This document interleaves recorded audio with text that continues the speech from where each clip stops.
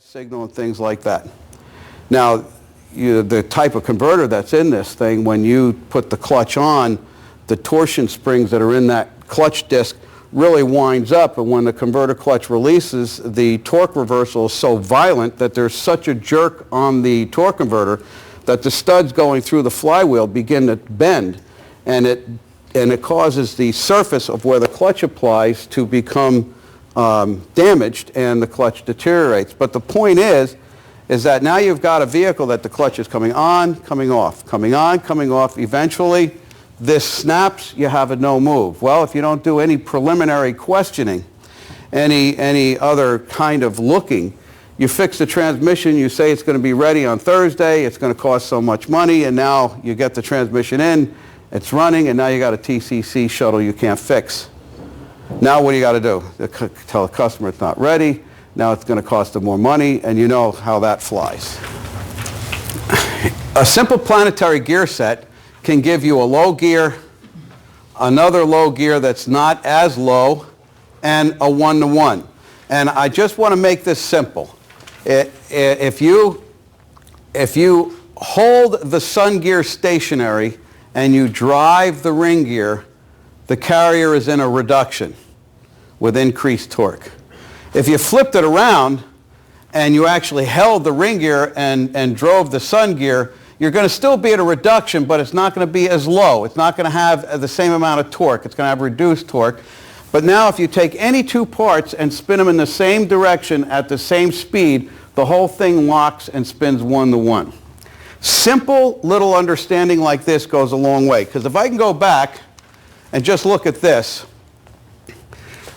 if we hold the sun gear, drive the ring gear, this carrier is in a very low reduction, increased torque. Transmission failed, and now the filter's clogged with crap. You know, so why are we even concerned about a noise? It's probably half the planetary's in the filter, half clutches are in the filter, so who cares about the noise? You know, we got a damage in there.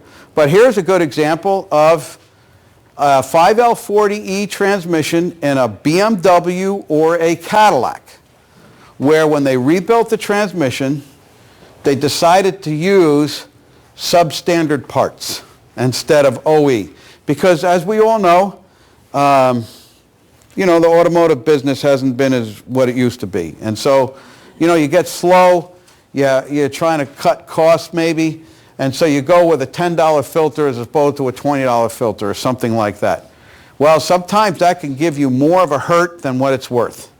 And here's an example of that. We're going to take the covers off and look at here and look at here.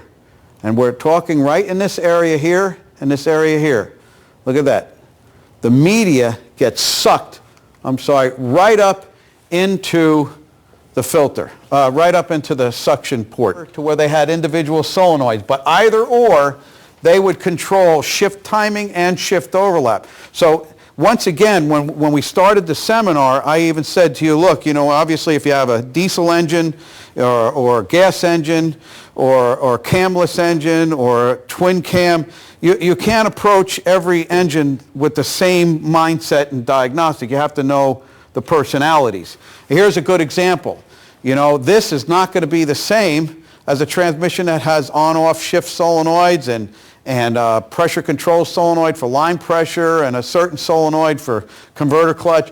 This is totally different. Same thing with this. This is totally different. Anything, because nothing's wrong with it electrically. This is coming on hydraulically, mechanically, and I'm going to start with the solenoid, and in this particular case, it was. So my time is up. I want to thank you for your time. I hope it was worth coming out for you guys. Thank you very much.